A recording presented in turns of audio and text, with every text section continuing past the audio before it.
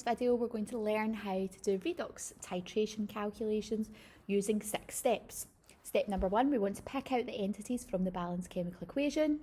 Step 2, use the mole ratio from the balanced chemical equation.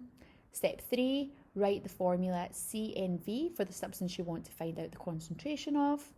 Step number 4, write the NCV for the opposite substance and do the calculation for that.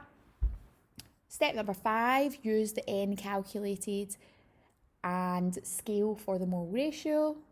And then step number 6, use that scaled N to sub into the original formula of C is equal to N over V. Let's have a wee go at some examples. So the command word for learning how to do a redox calculation is when it wants you to calculate the concentration of a substance from a balanced chemical equation. So what we're going to do is we're going to put 3 columns, and in each column, when you complete each section, you are going to gain a mark. So in this question, it wants us to calculate the concentration of hydrogen peroxide, which we can see is a reactant in our balanced chemical equation. They've only given us numerical data about the permanganate, which is the manganate ion. So therefore, we're going to be taking step number 1 is taking our entities from the balanced chemical equation. In this case, it is 2MnO4- reacting with 5H2O2. We then do step number 2, take the mole ratio from the balanced chemical equation, which is a 2:5 ratio. The question wants us to calculate the concentration of hydrogen peroxide. So on the right-hand column, which is the side closest to the hydrogen peroxide, the way that we've written this out, we're going to write the formula C is equal to N over V.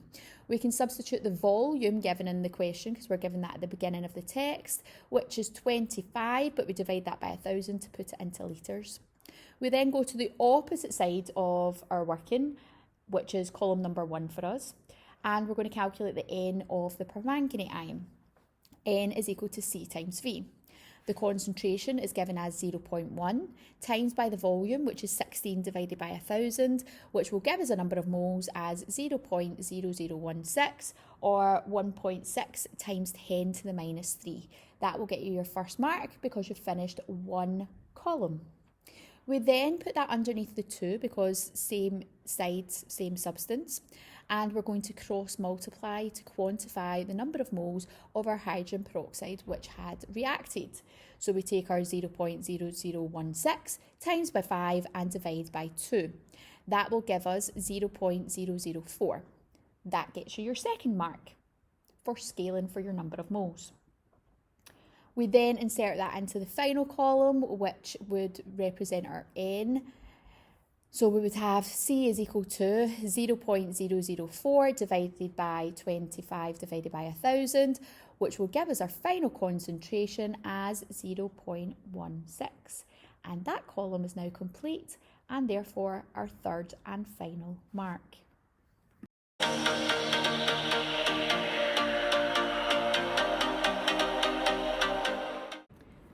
This is from the Higher 2023, written 7A, part 3. So the question asks us to calculate the concentration in moles per litre of calcium ions in the tap water. So the first thing we have to do is we have to pick out our entities.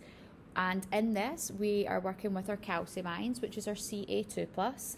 And we're working with EDTA, which is given as the formula as C10H12N2O8 4-. We look at the mole ratio, it's a 1:1 ratio. We go to the side which has the calcium on it, and the question asks us to calculate the concentration. So we're going to write the formula C is equal to N over V. And remember, we're in control of that at the beginning of the reaction. So the volume, which is given at the beginning of the text, which is 50 centimetres cubed of water, can be inserted into the volume, but we divide it by 1,000 to put it into litres. That means we have to work out N of the opposite substance. So for the EDTA, we're going to write the formula N is equal to C times V. The concentration that's given in the question is 0.0045, and we times that by 9.3, which is the average titer, and divide that value by 1,000 to put it into litres. That comes out at 0.00004185.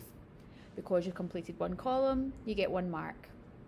Now that's the actual number of moles, so we pop that underneath the 1 of the EDTA and we cross multiply. 1 times 4.185 times 10 to the minus 5 divided by 1 stays as 4.185 times 10 to the minus 5. That's how many moles of calcium ions that we have. Second column completed, so second mark. We then substitute that in for N, which means our formula should read 4.185 times 10 to the minus 5 divided by 50 divided by 1,000, and the final answer of the concentration, when you pop that into the calculator, should come out at 0.000837. This is from the Higher 2017 Written 7B Part 3B. Calculate the concentration in moles per litre of the iron 2 ions in the iron tablet solution. So we've got our 3 columns. We need to pick out our entities. So from the balanced chemical equation, we're working with the 5Fe2+, and we're given information about permanganate, which the formula is given as MnO4-. Our ratio is 5:1. We then go to the side with the iron, and we write out the formula C is equal to N over V. We are in control of the volume, which should be given at the beginning of the text of our iron tablet, and that is 25 centimetres cubed. We need to divide that by 1,000 to pop it into litres. We can't complete that column because we don't have N, which means we need to work out N of the opposite substance. The formula we'd be writing for the permanganate is N is equal to C times V. The concentration is given in the text as 0.020, and we need to times that by the average titer. Now, on this table, we look for our concordant results, which is 14.5 and 14.6.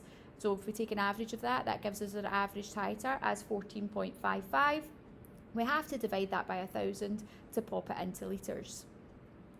That means our number of moles comes out for column number 1 as 2.91 times 10 to the minus 4, where we get our first mark. We then pop that underneath the 1 for the permanganate, and then we're going to cross multiply to scale for the number of moles of iron 2 ions. So we take 2.91 times 10 to the minus 4, multiply by 5 and divide by 1.